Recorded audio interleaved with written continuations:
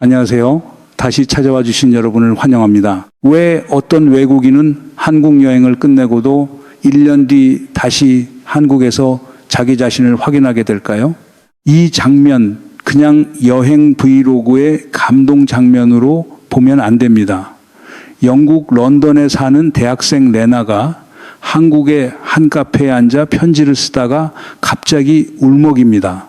남산 야경이 너무 예뻐서 온 것도 아니고 K-팝 때문에 감정이 터진 것도 아니고 광장시장에서 김치만두를 먹다가 매워서 온 것도 아닙니다. 레나는 1년 전 한국에서 쓴 편지를 다시 떠올리다가 그 사이 자기가 얼마나 달라졌는지를 깨닫고 울었습니다. 그러니까 이건 외국인이 한국을 좋아한다는 흔한 이야기가 아니에요. 한국이라는 나라가 어느 순간부터 누군가의 인생에서 시간을 재는 장소가 되어버렸다는 얘기입니다. 여러분, 여기서 질문이 생깁니다. 만약 한국이 그냥 한번 들르는 여행지라면 왜 사람들은 1년 뒤에 다시 와서 같은 장소를 찾을까요? 만약 한류가 그냥 K-팝과 드라마의 인기라면 왜 한 잔의 딸기 우유 1,000원짜리 꽈배기, 밤구시, 남산 케이블카, 그리고 카페에서 쓰는 편지 한 장이 사람을 울릴까요? 이 영상에서 봐야 할 건 세 가지입니다.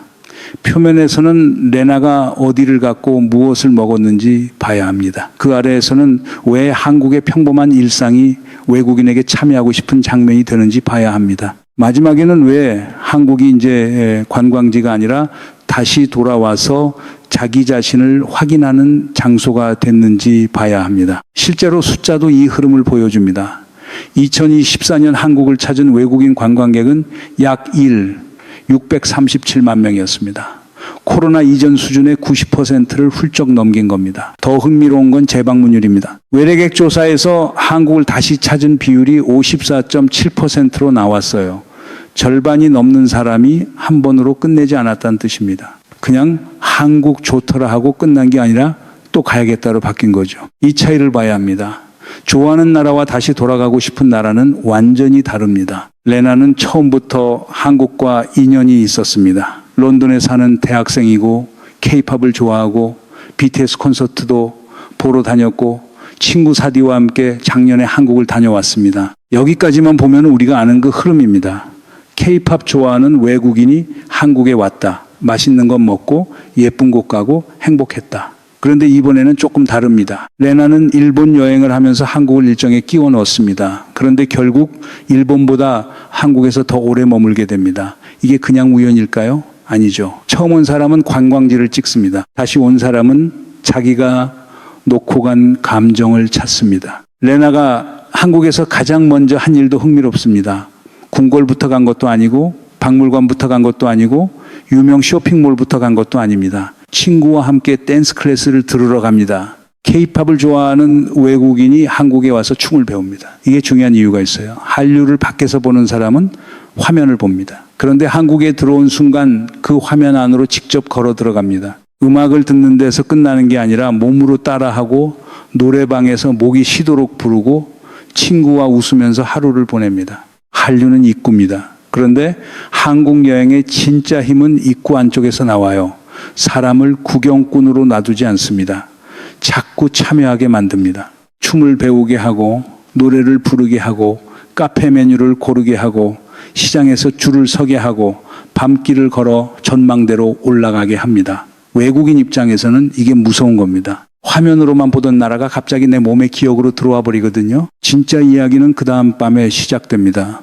서울에서의 첫날 밤, 레나는 친구 사디와 헤어진 뒤 한국에 사는 친구를 만나러 갑니다. 작년에 홍콩에서 만난 한국인 친구였습니다. 그리고 두 사람이 향한 곳이 남산타워였어요. 밤9시 케이블카 막차 시간이 다가오고 있었고 레나는 시간이 없어서 뛰면서 카메라를 켰습니다. 이 장면 자체는 사실 여행 영상에서 흔합니다. 급하게 뛰고 웃고 놓칠까봐 불안해하고 겨우 도착해서 야경을 봅니다. 그런데 여기서 결정적인 말이 나옵니다. 우리가 사는 곳이 저 근처예요. 한번 보세요. 외국인이 서울 야경을 보고 와 예쁘다라고 말하는 건 흔합니다. 그런데 우리가 사는 곳이라고 말하는 순간 이야기가 달라집니다. 이건 관광객의 문장이 아닙니다. 잠깐이라도 그 도시 안에 자기 자리를 만든 사람의 문장입니다. 남산타워는 서울을 한눈에 내려다보는 장소입니다. 그런데 레나에게 그 야경은 그냥 풍경이 아니었어요. 내가 머무는 동네, 내가 만난 사람, 내가 지나온 길이 한꺼번에 보이는 지도였습니다. 관광은 눈으로 보지만 소속감은 위치를 기억합니다. 한국 사람들은 남산 야경을 너무 많이 봐서 가끔은 별 감흥 없이 지나갑니다. 사랑의 자물쇠도 익숙하고 케이블카도 익숙하고 저 멀리 빛나는 아파트 불빛도 익숙합니다. 그런데 외국인에게는 그 익숙함이 오히려 강력한 장면이 됩니다. 영화 세트처럼 꾸민 곳이 아니라 실제 사람들이 사는 도시가 이렇게 반짝이고 있다는 사실, 그리고 그 안에 내가 잠깐 들어와 있었다는 사실, 이게 사람을 붙잡습니다. 관광 포스터보다 무서운 건 실제 생활의 밀도입니다. 다음날 낮 레나는 명동으로 갑니다. 명동이면 당연히 쇼핑, 화장품, 길거리 음식이 먼저 떠오르죠. 그런데 레나가 카메라 앞에서 가장 먼저 오래 붙잡은 건 엄청난 유적도 대형 쇼핑백도 아니었습니다. 음료 한 잔이었어요. 딸기 말차, 라떼, 기본 딸기 우유, 귀여운 컵, 색깔, 비주얼. 우리 입장에서는 그냥 카페에서 사 마시는 음료입니다. 그런데 레나는 이걸 고를 때 이미 한국 안에서의 지역 감각까지 계산하고 있었습니다. 이건 제주도 가서 마실 거니까 여기서는 다른 걸 마셔야겠다는 식입니다. 이거 웃긴데 사실 꽤 무서운 장면이에요. 영국 사람이 한국 카페 메뉴를 한국 사람보다 더 일정표처럼 읽고 있습니다. 우리는 신메뉴 나왔네 하고 지나가는데 외국인은 이걸 서울에서 마실 것, 제주에서 마실 것, 지금 찍을 것, 나중에 기억할 것으로 나눕니다. 한국의 카페 문화가 단순히 커피를 파는 게 아니라 장면을 판다는 뜻입니다. 컵 모양, 색, 포장, 메뉴, 이름, 사진 찍는 각도까지 합쳐져서 하나의 작은 콘텐츠가 됩니다. 딸기 우유 한 잔도 그냥 딸기 우유가 아닙니다. 여행자가 나 지금 한국에 있다고 증명하는 작은 표식이 되는 겁니다. 그런데 이쯤에서 다들 놓치고 있는 부분이 하나 있어요. 여기까지만 보면 답은 쉬워 보입니다. K-팝 좋아하고 서울 야경 예쁘고 카페가 귀엽고 음식이 맛있으니까 다시 오는 거다. 맞습니다. 틀린 말은 아니에요. 그런데 그 답으로 끝내면 가장 중요한 층을 놓칩니다. 왜냐하면 예쁜 카페는 다른 나라에도 있고 맛있는 음식도 다른 나라에도 있고 야경 좋은 도시는 전 세계에 많습니다. 런던에도 있고 도쿄에도 있고 파리에도 있고 뉴욕에도 있습니다. 그런데 레나가 온 곳은 한국의 한 카페였습니다. 문화체육관광부와 한국국제문화교류진흥원이 발표한 한류 조사에서도 이 흐름이 보입니다. 해외에서 한국을 떠올릴 때 가장 먼저 떠오르는 이미지로 K-팝이 가장 높게 나옵니다. 그 다음에 한국 음식, 드라마, 뷰티 같은 것들이죠. 한류 콘텐츠를 접한 사람들 가운데 한국 문화에 호감을 가진 사람도 70%가 넘습니다. 그러니까 한류의 힘은 분명히 있습니다. 이걸 부정하면 안 됩니다. K-팝이 문을 열었고 드라마가 분위기를 만들었고 음식과 뷰티가 일상으로 들어갔습니다. 다만 여기서 멈추면 안 됩니다. K-팝이 입구라면 레나를 울린 건 입구가 아닙니다. 그 안쪽에 있던 시간의 장치였습니다. 문제는 여기서부터입니다. 여행 둘째 날 오후 레나는 작년에 갔던 한 카페를 다시 찾아갑니다. 그냥 예쁜 카페가 아닙니다.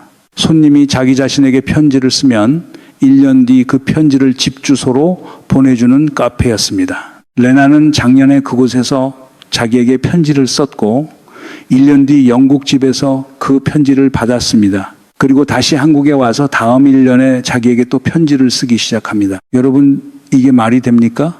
커피를 마시러 들어갔는데 1년 뒤에 나를 예약하고 나오는 구조입니다. 라떼 값에 시간 여행이 붙어 있는 셈이에요. 이게 한국 카페 문화의 진짜 무서운 점입니다. 단순히 예쁜 인테리어가 아닙니다. 공간이 감정을 설계합니다. 앉고 고르고 쓰고 봉투에 넣고 봉인하고 언젠가 받을 미래를 떠올리게 만듭니다. 관광객은 그 자리에서 소비를 끝내는 게 아니라 그 공간과 1년짜리 약속을 맺고 나갑니다. 레나는 편지를 쓰다가 갑자기 울먹입니다.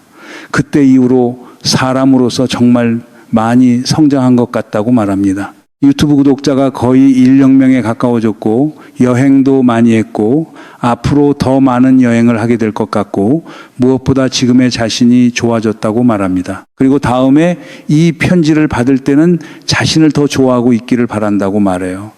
이 대목에서 중요한 건 눈물 자체가 아닙니다. 레나가 한국에서 한국을 말하고 있는 게 아니라 한국이라는 공간을 통해 자기 인생을 말하고 있다는 겁니다. 여행지가 이렇게 되면 이야기가 완전히 달라집니다. 보통 여행은 장소를 소비하고 끝납니다. 사진 찍고 밥 먹고 숙소 돌아가고 다음 도시로 넘어갑니다. 그런데 이 카페는 여행자를 그냥 보내지 않습니다. 1년 뒤 다시 돌아보게 만듭니다. 내가 그때 어떤 사람이었는지, 지금은 어디까지 왔는지, 앞으로는 어떤 사람이 되고 싶은지 묻게 만듭니다. 커피를 판 게 아니라 자기 자신과 다시 만나는 약속을 판 겁니다. 솔직히 까놓고 말하면 이건 카페가 아니라 감정의 타임캡슐입니다. 이 구조가 왜 한국에서 특히 강하게 작동하느냐. 한국 여행은 유독 작은 행동들이 의식처럼 바뀌는 순간이 많습니다. 스티커 사진을 찍고 편의점 조합을 만들고 포토카드를 꺼내고 카페에서 편지를 쓰고 시장에서 먹던 집을 다시 찾고 노래방에서 같은 노래를 다시 부릅니다. 각각은 별거 아닌 행동입니다. 그런데 쌓이면 내가 한국에서 했던 일들이 됩니다. 관광지는 기억을 줍니다. 그런데 이런 행동들은 습관 비슷한 것을 줍니다. 한 번만 해도 다음에 또 하고 싶어지는 반복의 씨앗을 심는 겁니다. 주류 여행 보도만 보면 이런 구도는 잘 안 보입니다. 몇 명이 왔다, 어디가 인기다, 어느 나라 관광객이 늘었다, 이런 숫자만 나오죠. 물론 숫자도 중요합니다. 2024년 외국인 관광객이 1,637만 명까지 회복됐고 방한 이후에서 한류 콘텐츠 접촉이 큰 비중을 차지한다는 건 분명한 신호입니다. 그런데 숫자만 보면은 가장 중요한 걸 놓칩니다. 사람이 다시 오는 이유는 숫자표에 적히지 않습니다. 레나처럼 한 사람이 울먹이는 장면에 들어 있습니다. 숫자는 현상을 보여주고 눈물은 구조를 보여줍니다. 여기서 광장시장이 등장합니다. 여행 셋째 날 레나는 광장시장으로 갑니다. 외국인이 한국 시장 음식을 먹는 영상은 많습니다. 빈대떡 먹고 놀라고 떡볶이 먹고 맵다고 하고 김밥 보고 감탄하고 그런 장면은 이제 익숙합니다. 그런데 레나는 조금 다릅니다. 작년에도 이 시장에 와봤습니다. 그래서 이번에는 처음 보는 관광객처럼 두리번거리는 게 아니라 도장 깨기 하듯이 한 코너씩 다시 확인합니다. 특히 망고 주스 가게로 돌아갑니다. 작년에 맛있었기 때문입니다. 이게 핵심이에요. 처음 온 사람은 유명한 걸 찾습니다. 다시 온 사람은 자기 기억 속의 가게를 찾습니다. 그 차이가 큽니다. 레나는 망고 주스를 다시 사러 가고 가게 사람이 자신을 알아본 것 같다고 느낍니다. 그 순간 광장시장은 그냥 시장이 아닙니다. 관계가 생긴 장소가 됩니다. 내가 전에 왔던 곳, 내가 좋아했던 맛, 나를 기억해 주는 것 같은 사람. 이 세 가지가 합쳐지면 여행지는 갑자기 사적인 장소가 됩니다. 외국인에게 한국이 강하게 남는 순간은 대형 랜드마크보다 이런 작은 제외에서 나옵니다. 그리고 김치만두가 나옵니다. 보통 외국인은 김치처럼 발효된 맛을 처음에는 조심스러워합니다. 냄새도 강하고 매운맛도 있고 익숙하지 않으니까요. 그런데 레나는 일반 만두보다 김치만두가 더 좋다고 말합니다. 10점 만점에 10점이라는 반응까지 나옵니다. 이건 그냥 만두 평가가 아닙니다. 입맛이 바뀐 겁니다. 한국을 한번 통과한 사람의 감각이 달라진 겁니다. 처음에는 낯선 맛이었을 수 있습니다. 그런데 두 번째에는 그 낯설미 매력이 됩니다. 여기에 1영원짜리 꽈배기가 붙습니다. 한국 사람은 시장에서 꽈배기 1영원이면 싸네 하고 그냥 먹고 지나갑니다. 그런데 런던에서 온 사람에게는 이게 거의 경제학 강해입니다. 아니, 요즘 런던에서 1영원으로 뭘 살 수 있습니까? 거의 아무것도 못 사요. 그런데 한국 시장에서는 따뜻한 디저트 하나가 손에 들어옵니다. 이거 웃을 일이 아닙니다. 가격, 맛, 속도, 친근함이 한 번에 들어오는 순간입니다. 고급 레스토랑이 아니라 시장 꽈배기가 한국의 기억을 만들어버립니다. 여기까지 오면 이제 답이 조금 보입니다. 한국은 외국인에게 특별한 장소만 보여주는 나라가 아닙니다.